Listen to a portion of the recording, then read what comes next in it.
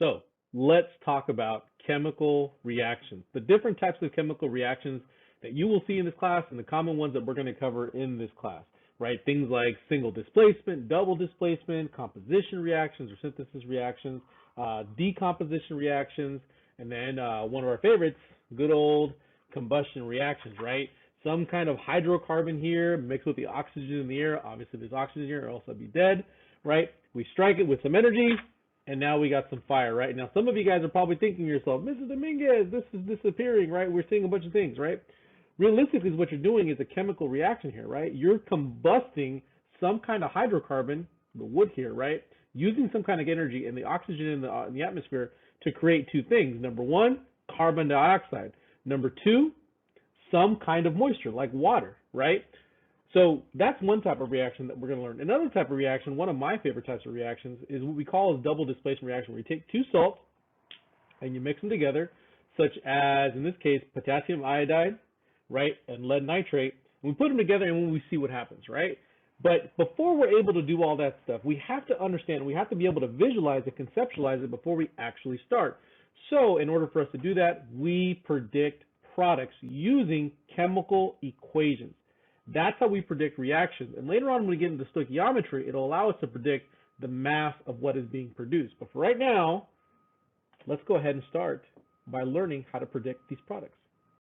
So the first type of reaction that we're going to cover today is combination, or what I normally call it is synthesis reaction. For whatever reason, STEMscope calls it combination reaction.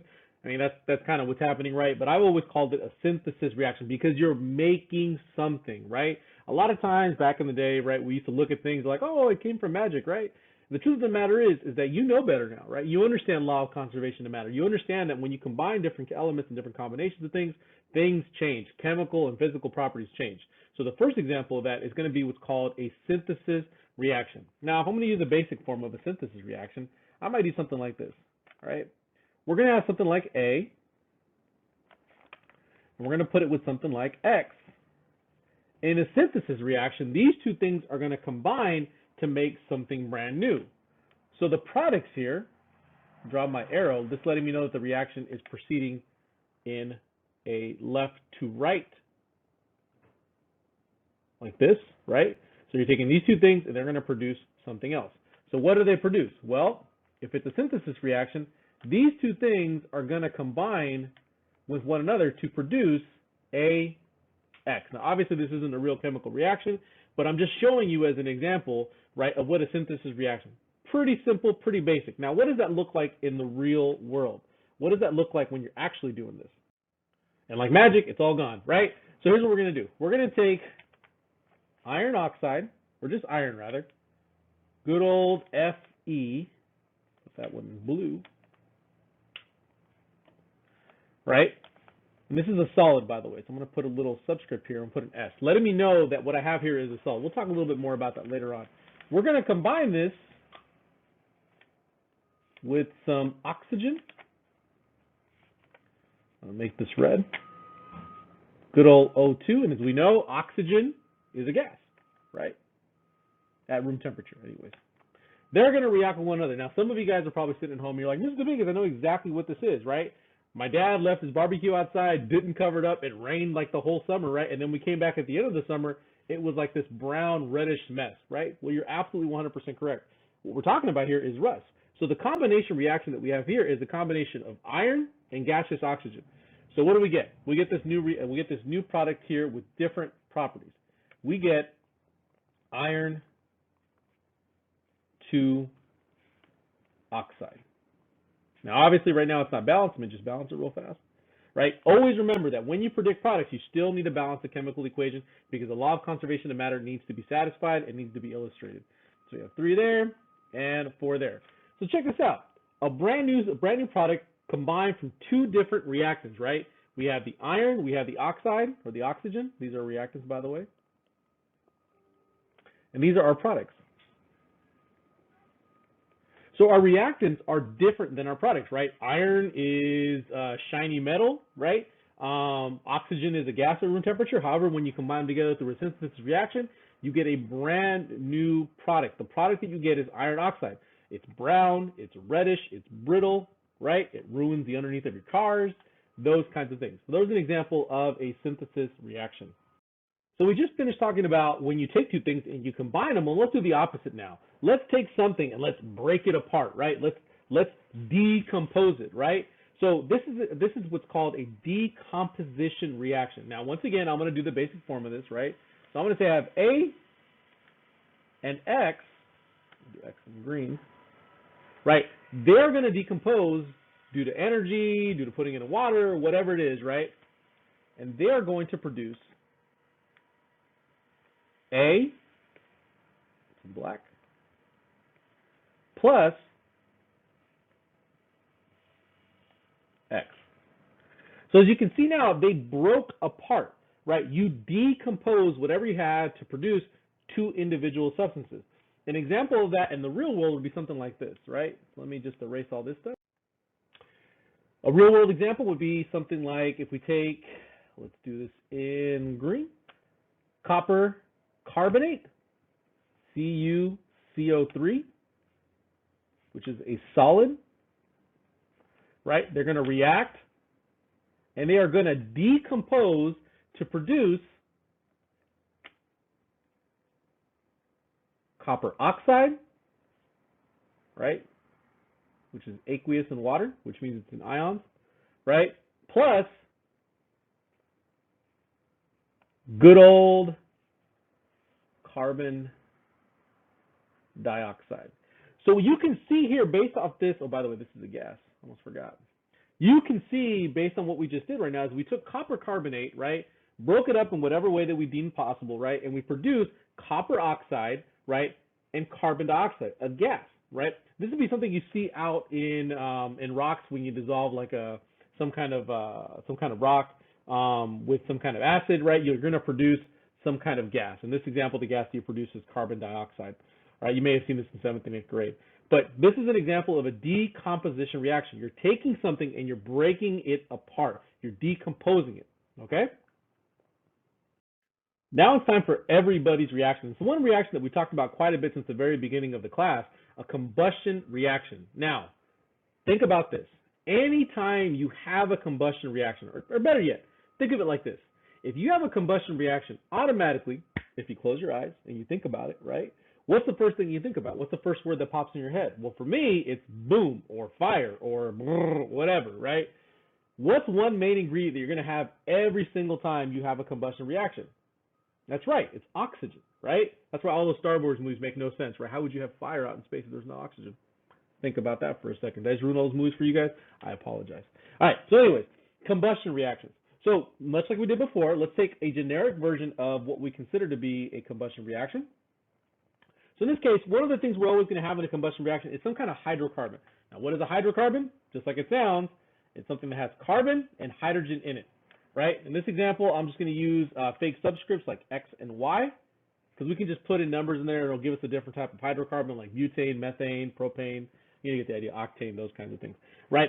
And we're going to react it with oxygen gas, because you need oxygen as a reactant in a combustion reaction. Once again, this is the reactant side, because they be, wait for it, reacting up.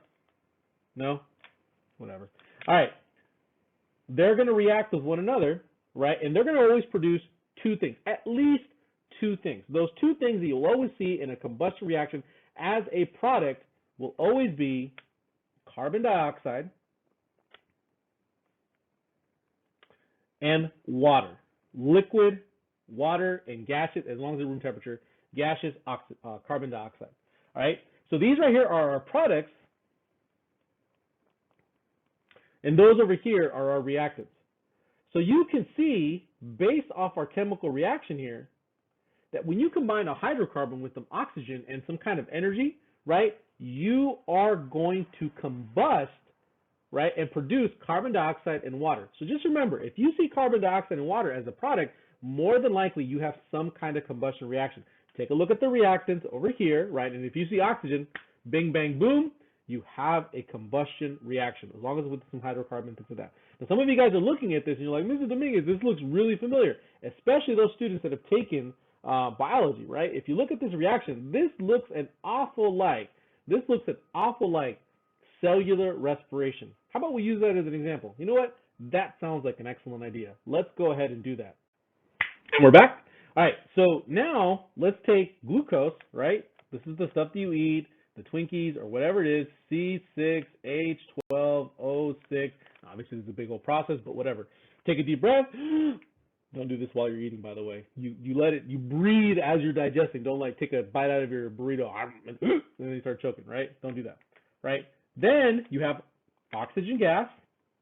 Now, what did we say? Right? That when you take a hydrocarbon and you react it with oxygen, right, you have a combustion reaction. So this is actually happening in your mitochondria, well, outside the mitochondria, cytoplasm, and then the mitochondria, right? But we won't get into the nitty gritty. You can do that in your biology class. Right now, we're just going to look at the chemical reaction. So what are the two things you're going to produce? Yes, carbon dioxide and water. Carbon dioxide, right, and water. Good old H2O. Now, let me just balance this real fast because I have to make sure that it's balanced. And there you go, a good old-fashioned combustion reaction. Here's our hydrocarbon. Here's our oxygen, which are both found in our reactants, right? Then over here, I have my carbon dioxide, right? I have my water. And these two things are my products.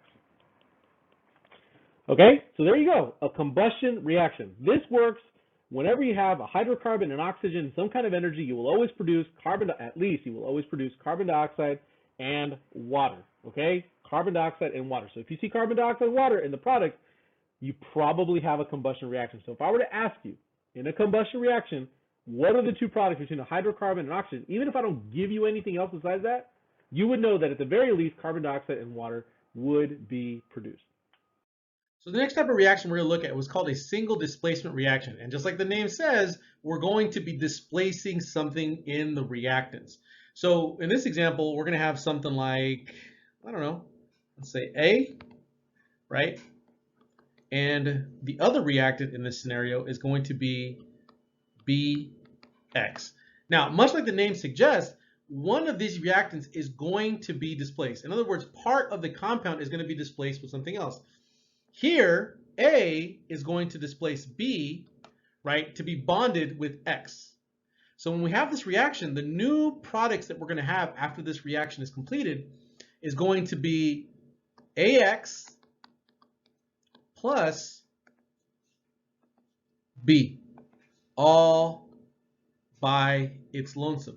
So what you see now, right, is that A is replacing or displacing B to form a new compound with X. That's why it's called a single displacement reaction. A lot of times when I used to teach this back in the day, right, I used to say like, this is like the dance, right? You go with your date, you're all excited, right? You're all excited going with your date, and all of a sudden Studley A comes around and Studley A is going to be like, hey, B, get out of here, right? I'm going to dance with her or him or whatever it is, right? So they replace partners, and now B, unfortunately, is all by itself without a date, drinking punch on the side, right? That's why I kind of call the prom reaction, right? Not for all of you guys, okay, but for some of us. So let's take a look at now what a real reaction or an actual reaction in the real world will actually look like using a single displacement reaction. So we're going to have iron, which I'm going to draw in red. Iron, which I'm going to put a little subscript here letting me know that it's a solid. When I put an S like that, just let you know the state of matter in which this compound is found in. So iron is going to be solid, and it's going to bond with, or it's going to react with, sorry, I kept saying bond, copper sulfate. I think the reaction is already balanced out, so I don't need to do this. So my two reactants here are iron and copper sulfate. Okay, so in a single displacement reaction, remember that one of these is going to displace another one. Well, iron is going to displace the positively charged copper. In other words, it's going to replace the cation, not the anion, because copper and iron would not mix with one another, bonded together ionically, because they both would have similar charges as ions, right? In solution, copper sulfate is just floating around. This is what's called an aqueous solution. And this is kind of floating in water, right? It's like when you put copper sulfate in water, it dissolves and it's kind of just sitting there. When these two react with one another, in a single displacement reaction, what you get now is you're going to have iron sulfate, which is now going to be my solid. No, wait. No, it's going to be aqueous, I think. Right? And copper should now be in my solution, right, as a solid. Okay, so what you see right now is actually iron displacing copper, right, to form a new compound with sulfate, to form this new compound, iron sulfate, with copper now being displaced. That's floating around in the solution. So you can see why this is called a single displacement, because only one thing is being displaced out, right, to produce something new. Iron, right, copper sulfate is like this really pretty blue color, right, where iron sulfate is like this really reddish, brownish type of color. So we have this single displacement reaction. One thing is displacing one other thing, all right? One thing is displacing one other. Now we're going to get into the real meat and potatoes of this whole lesson, right? The double displacement reaction. Double displacement reactions are reactions we really spend a lot of time out, and most of the time when I have you predict products, it will be with a double displacement reaction. Examples of double displacement reaction, most of them include what's called ionic compounds. So you're not going to have a double displacement reaction when you have two solids, basically they're not going to do anything. However, in solution, you're going to have two aqueous, we're going to have two solutions with ions in there. When you put them together, they're going to make something brand new out of them. So when you're thinking about a double displacement reaction, almost imagine it as like one of those old-timey Victorian dances where everybody's dancing around and out of nowhere, everybody switches partners, right? Which is kind of what we're doing here. So let's give you an example of that. So a generic example of that would be if you had AX, and it's going to react with the other reactants in this case, which are B and Y. Right? Now, the most important thing to understand about this is that both of these in these examples are ions. Right? One of these is the cation, one of these is the anion. In other words, one is the positive ion, one is the negative ion. Now, this is a generic an example, so it's not a real example, so I'm just going to kind of assign things. Now, remember, normally when we put our chemical formulas, the cation always comes first. So the A is going to be positive, and the X is going to be negative. Right? In solution, they're negative and positive ions. The B is going to be positive, and the Y is going to be negative. So what are they going to do? Well, since this is a double displacement reaction, they're going to switch partners. A is going to bond with Y. And why, might you ask? Because Y is negatively charged and A is positively charged. The opposites attract and they're attracted to one another. Then B is going to bond with X. So they're swapping partners. Okay? So when they react, my two new products that I have now are going to be AY plus BX. So you can see what happened here. The A, instead of being bonded with an X, is now bonded with the Y. And B, instead of bonded with Y, is now bonded to X. The one thing that both of them have in common, though, is they're still bonded to something that is oppositely charged than they are. This is why we typically see this in ionic reactions, right? Where you have two ions in solution floating around. When it looks there's nothing there, then you put them together, and all of a sudden, boom, you got a solid now, right? It's because it's recombining to form new things. So you can see that it's double displacement because two things are swapping with each other. The cation is switching with the other cation. The anion is switching with the other anion. Right? Not positive and positive. It's not A and B. It's not Y and X. Why? Because those would be the same charge and would be repelling each other, not attracted to one another. Okay, so let's pause this for a second. And let's show you what a real reaction looks like in the real world. So an example of a double displacement reaction that you might see in this lab actually would be something like this. So let's say we take sodium chloride, which is aqueous in solution. That means when you put salt into water, it dissolves, even though it doesn't really disappear. Like when you put salt in, you're like, oh my God, it's disappearing. Realistically, what's happening is when you put it in water, just to kind of illustrate what aqueous kind of means for you guys, I'm going to put a little AQ here. What aqueous means, so I'm going to draw myself a beaker here.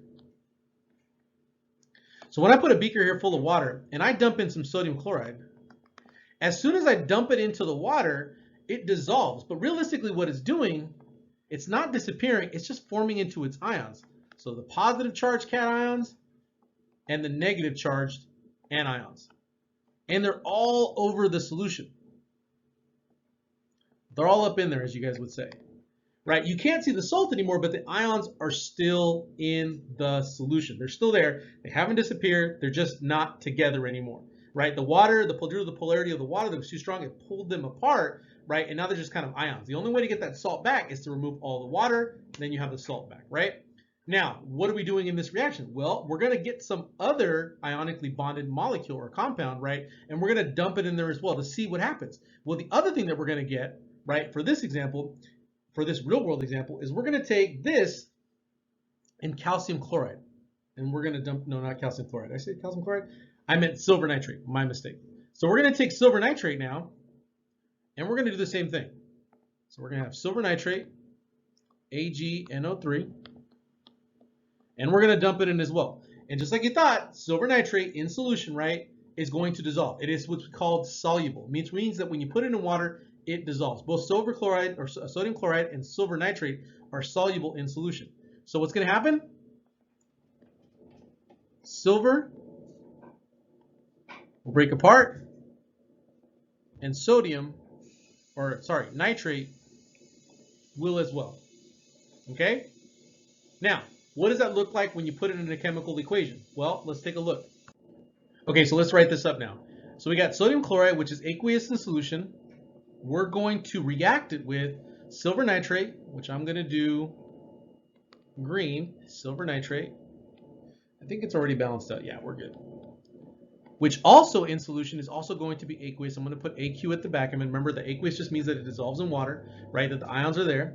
Okay, now what they're going to do is the cations are going to switch and the anions are going to switch, much like we talked in the double displacement reaction. So the sodium is going to replace the silver, right? And the silver is going to replace the sodium over here to make something brand new. So what are our two new products out of here? Well, our two new products that we're going to have are going to be sodium nitrate, right? Which in this solution is going to be aqueous because all nitrates are dissolvable in water, or soluble in water. Did I say dissolvable? I meant soluble. Soluble in water, plus, don't worry about the solubilities rule right now. We'll get into that much, much later on. Plus our new product, which is going to be silver chloride, which is not soluble in water, which is what we call insoluble in water. So it actually forms a solid. When you have a solid in solution, this is actually called a precipitate. You formed a precipitate in the solution, so you'll actually see something in there. Now, what's happening here? Well, what you have is the ions from the sodium combining with the ions of the nitrate to form this new thing right here, right? And you have the same thing with the ions in the silver nitrate or silver chloride, which is the silver plus the ions of the chlorine to form silver chloride. So all they're doing is they're changing partners around, right? Silver is going with chlorine and sodium is going now with nitrate. They are doubly displacing each other. They're replacing one another, all right? So here's an example of a problem you may see in a double displacement reaction. So what I would do is I would give you both the reactants here. In this example, I wouldn't give you the chemical formula. I would expect you guys to be able to predict it. So I'll tell you that it's sodium hydroxide plus calcium chloride. What I want you to do is to be able to not only predict the products, but then also balance the chemical equation after you're done. So this is us taking everything that we've been learning so far and putting everything together. All right, so let's go ahead and start this. So we have sodium hydroxide, which I know is NaOH. I have a polyatomic ion right here, and I know that it's a negative charge by 1. I know sodium is positively charged by 1. They just put them together, and I have sodium hydroxide. Actually, I'm going to put these in 2 different colors just so you can see this a little bit better. All right, so I'll put this one in green, sodium hydroxide, which is also going to be, you don't need to put aqueous or solid just yet, so I'll just leave it off this for this example, just so you guys get the hang of this. I don't overly confuse you guys. So I have sodium hydroxide, and I'm going to bond it with calcium chloride. Now remember that calcium as an oxidation number has an oxidation number of positive 2, which means its ion charge is going to be 2 positive. Chlorine, on the other hand, has an oxidation number of just 1 negative or negative 1, which means it's going to charge of just 1 negative. Okay? So for this one, I'll draw my cations in red. So I have calcium, right? And then I have chloride, which in this example would be Cl. Remember the crisscross, we'll have Cl, CaCl2. Now, remember, this is the double displacement reaction. So two of the cations, or the cations, are going to switch partners now. Sodium is going to go with chlorine, and calcium is going to go with hydroxide. Remember that this is a polyatomic ion and does not break apart. Okay, so they're going to react with one another. When they do that, sodium is going to replace calcium, and calcium is going to replace sodium. So our two new products that we get now are going to be sodium chloride, NaCl2, or sorry, NaCl plus, I was going to do in green. My mistake. Let's fix this real fast so it doesn't get you guys all confused. Sodium chloride plus calcium, almost looks like Christmas, calcium hydroxide. Hydroxide, I'll do in green, OH. And since calcium has a 2 plus, I'll put a 2 just like that. And that's it, right? Now, the hardest part of being able to do this is first being able to identify what are the cations and what are the anions, right? So in sodium hydroxide, sodium is going to be our cation. Sodium has a positive charge, right? So what I'm going to show you right now is what's called a complete ionic equation, and I'm just going to break it apart into all the different ions. So I'm going to have sodium. You don't need to be able to do this, but this is just a good way of seeing how they're going to mix. If you're having trouble with mixing them and displacing them and all that stuff, breaking it down into its ion makes it a lot easier for you to do. That's all that I'm doing right now. Later on, if you ever go a little bit further in chemistry, you'll actually do complete net ionic equations and net ionic equations, so you can see what the ions are in the reaction. Then you'll predict what's actually going to make a solid or not. Some of you guys, by the end of this, will actually be able to do this anyways. All right, so we have sodium, and then we have hydroxide, which is negatively charged, right? Also in the solution, we have calcium, which is 2 positive, right? Plus chlorine, which is just negative. Now when you look at it like this, it makes a little bit more sense of what's going to bond to what. You see that sodium won't bond to calcium. If I can do a little pointer here. Sodium is not going to bond to calcium because sodium and calcium both have positive charges. They're going to repel one another. Hydroxide and chlorine will not bond with each other because, like we said before, they are both negatively charged. What are they going to do? They're going to repel each other. So the only possible combination that you can get, right, would be calcium bonding with hydroxide and sodium bonding with chlorine. Remember that in an ionic equation, right, or an ionic formula or ionic compound, it is a positive being electrostatically attracted to chlorine because they have opposite charges. Positive, negative, opposites attract, right? To produce our new products, sodium chloride plus calcium hydroxide. But remember, we're not done just yet, because before we finish that, we actually have to do what? We have to balance the chemical equation. We can't just leave it like this. So we have to balance it out next. So we see they have 2 chlorines over here, right? Over here we only have 1, so we put a 2 over here. Right, over here we have 1 calcium, so we're good there. But now we have 2 sodiums, so I have to put 2 sodiums over here. And now we're balanced. We have 2 sodiums, right? 2 hydroxides, 1 calcium, right? And 2 chlorines. So now we're perfectly balanced. The problem is done. We've predicted the products. Everything is good to go. Good job. All right. Now let's jump into the way you would actually see them as a problem. Now this is the way that I would write them as for you guys to practice on. What are the products when copper 2 bromide reacts with aluminum chloride? Now you're going to need your periodic table to do this. It's probably going to be a good idea to have it with you to be able to predict what the products or what the reactants are going to be. All right, so in this example, we have copper 2 bromide. Remember that copper is a transitional metal, so I have to tell you how many valence electrons copper has. If it has a 2 at the end of it, then I know that copper has a charge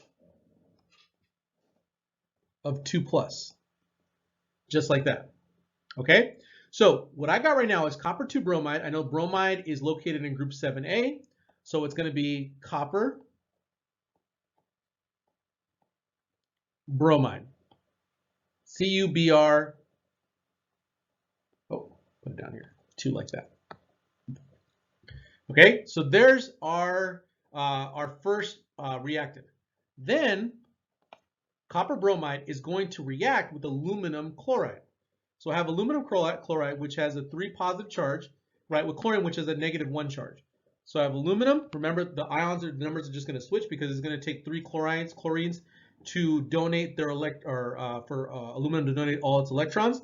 So I have aluminum chloride, just like that.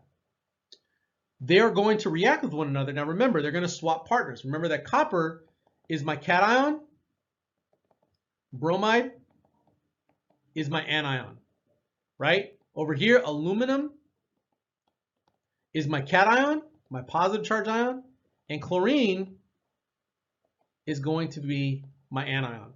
And all they're going to do now is they're going to swap partners. This is going to displace that. That's going to displace that. So we're going to get 2 brand new products out of this reaction. So here now we're going to get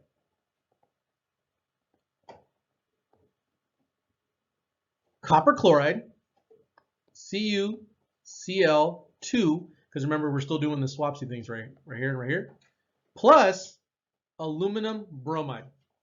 Aluminum AlBr3, just like that. Okay? We have aluminum bromide now and copper chloride. Now, before we finish, though, we have to remember that our equation is not balanced yet. So we have to balance it now, all right? So when I go to balance my chemical equation, I know that I'm going to have, now you're going to go through all of it. I'm just going to kind of give it to you right now. I know I'll have 3 of this, 2 of these, right? Just trust me. That's just the way it is, right? 2 here, and then over here, I'm going to have 3. And my equation should be 100% balanced. But notice that the hardest part here was just predicting or telling me what are the cations and anions.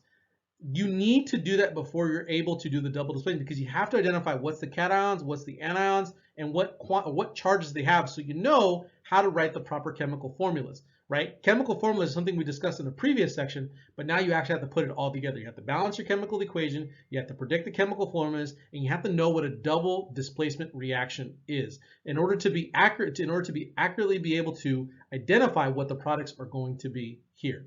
All right? Now here's the part where I want you guys to try this out. So here's your problem, your concept check for the day. So what are the products of the reaction of lithium carbonate and copper 2 nitrate? I want you guys to go ahead and answer this in teams. I'll put a little assignment there so you guys can see it. If you're not in teams and you want to just do this for practice, put your answer in the comment section below. If you're having a little bit of trouble identifying the polyatomic ions, you can always just look up carbonate and nitrate. All right? Good luck, guys. I'll see you guys on Wednesday. Peace out.